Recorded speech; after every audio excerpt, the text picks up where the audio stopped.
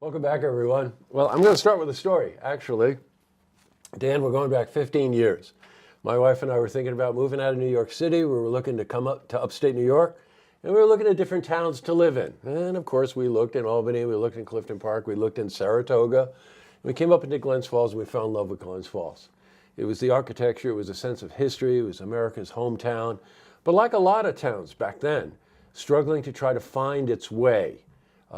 Post-industrial times, you know what I mean? Correct. And we've lived in this town since then and just find it to be an amazing town. And recently, I'd say over the last couple of years especially, we've seen a lot of changes in downtown and just the way the whole city just seems to be getting its legs under it.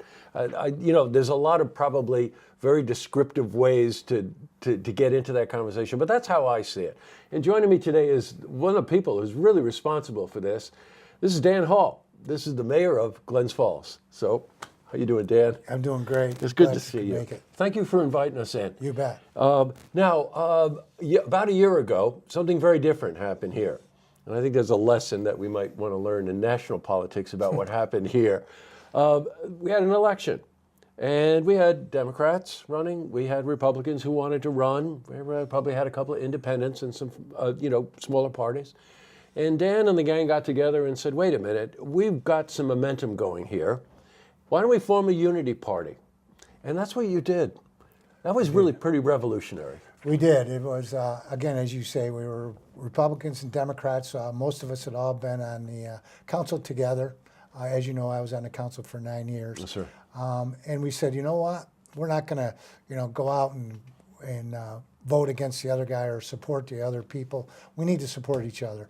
Let's do this as a group. Let's do this as a unity ticket. And that's what we did. And recently, I'll just tell you this, is that we had one of the people that was running against one of the council people, and he came to a meeting and he said, you know what, you guys said you were going to work together, and I got to tell you, you have, and I'm really glad that you did. I'm not glad that I lost, but I'm glad that you guys are in charge. So I thought that was great. I think that is great. If you just look at our national politics now, you think they sit over here, they sit over here, and never the twain shall meet, right? Exactly. And boy, is there a lesson to be learned in that. Because, the bottom line then is that, you're elected officials. And really, the mantra is really to build a community that benefits the people who live here. And the best way to do that is lock arms and get it done, right? Absolutely. Yeah, I know. And we've got a really good council. One of the things that I wanted to do was to get our council people a little more active in committees. So we formulated about 12 different committees. We always had them, but we made them a little more active. And they've grabbed a hold of different issues and they've ran with them, and we're seeing a lot of good things happen. Now I want to talk about some of the things. Now you're a year in. You set a pretty ambitious 100 days. We follow things closely, and like I've said, my wife and I live here. Yeah. So we looked at it, but the good news with a beautiful old city like Glens Falls is that it's a beautiful old city. The bad news with a beautiful old city is it's a beautiful old city. You have infrastructure issues. Right. You might have sewage problems. You might have to update computer systems. You might have to do any number of different things. Right. Let's talk about this first 100 days and moving into this first year. Well, there was a lot of different things that we looked at, and I have to give a lot of credit to former Mayor Jack Diamond, who came in, for 9 years, 2008 with the recession. One of the big things we had to do was our stormwater. We had to do a stormwater control plan, long-term control plan.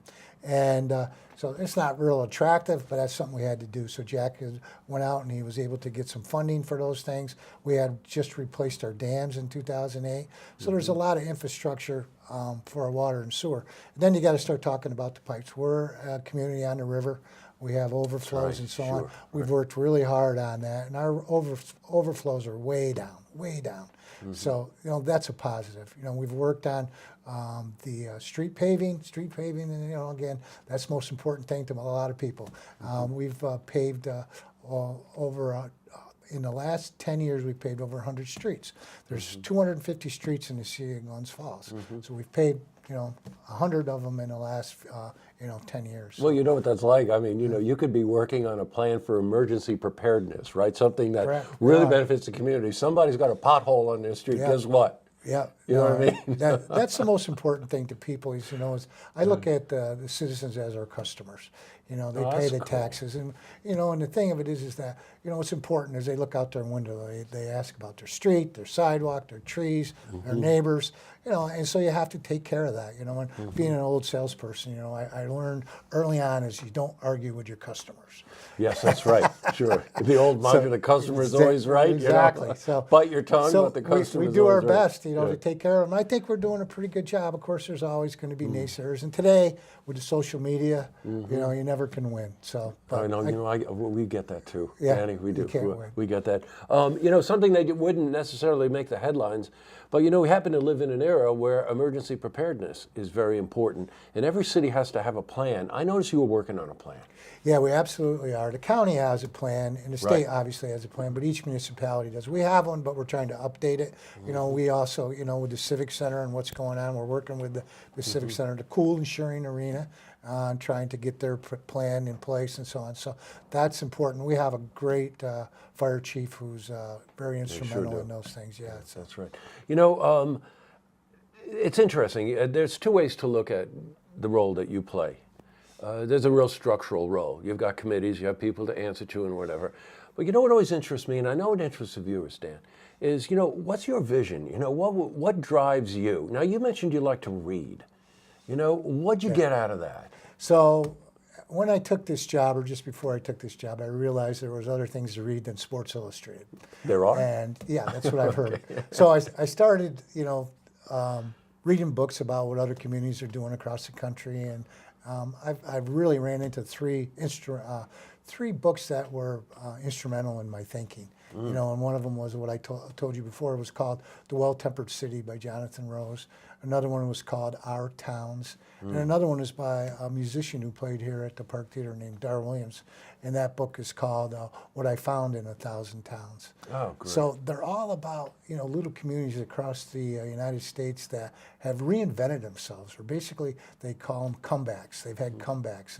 And we're one of them. And as you say, what you've seen happen in the last 15 years since you've been here. And it's not credit to me, it's to my predecessors. The plans and the people coming in. They made it, inviting for people to come in and invest in our communities. There was just an article in the Chronicle about all the buildings that are selling. So and I want to give credit to my predecessors, because we're on a pretty good roll, and so hopefully we don't screw it up and keep it going. Well, I think we're always worried about that. I don't care what business you're in, But you know what? When you set the stage like that, and I totally agree with you about Jack and Roy.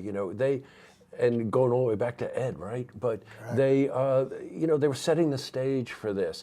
And of course, there's the unexpected things, a little glitch in the road like the recession, which we at our television station really felt very, very hard. And, you weather those kinds of things, but if the foundation is solid, if the thinking is good going into it, what I particularly like? I like the idea that you read what other communities are doing. Absolutely. You can always learn from that, right?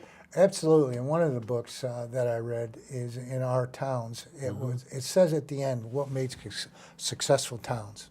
Part of it was leadership, but also it was about a hospital, a library, museums, a venue for theater, for music, and sports, and brew pubs. Yeah, well, think about. Oh, yeah, I was just going to say. You just did the checklist of why Glens Falls is so interesting and unique to be in right now. Exactly. Looking forward to 2019, I noticed downtown development is moving right along. A lot of wonderful boutique entrepreneurial shops all throughout the main streets of Glens Falls. So you see a vibrant downtown building. I think that's very important. You see some of the key developers like the Bonaccios of the world coming in and creating absolutely stunning retail and residential spaces like the one on Hudson. Correct. Right? And now it looks like South Street is going through a real major renovation. Well, that to me would be the core, and you build out from there. Do you see that? No question. Yeah. South Street's very important. Yesterday we got $1.5 million from the state for a parking structure, which is part of the DRI plan.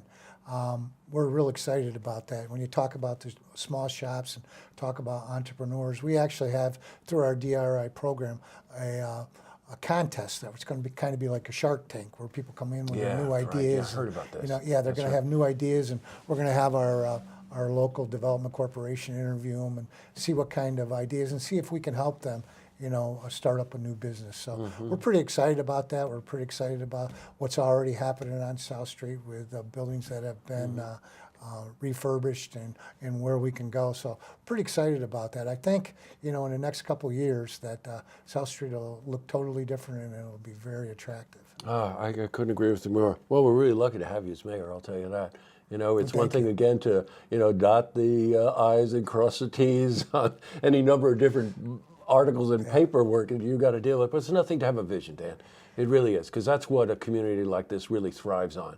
It attracts people who are thinkers and doers and people that want to get from here to there, and then, as I said, in the 15 years that my wife and I have lived here, we just love this town. This is a great town. It's a great town to live in. It's funny, we're going to close out, and you're welcome anytime. Just please, let's keep our viewers informed about things that are going on throughout 2019.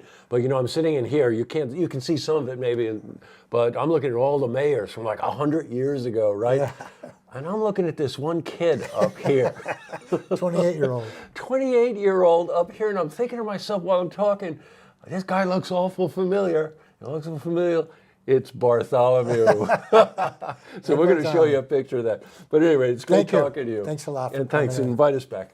You bet. Okay. See this interview again. You can head to our website, looktvonline.com.